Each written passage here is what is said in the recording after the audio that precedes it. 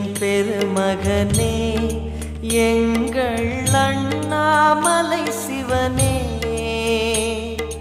ஆடிய பாதத்தில் ஓரிடம் வேண்டும், ஆடிய பாதத்தில் ஓரிடம் வேண்டும். அருள்வாயீஸ்வரனே,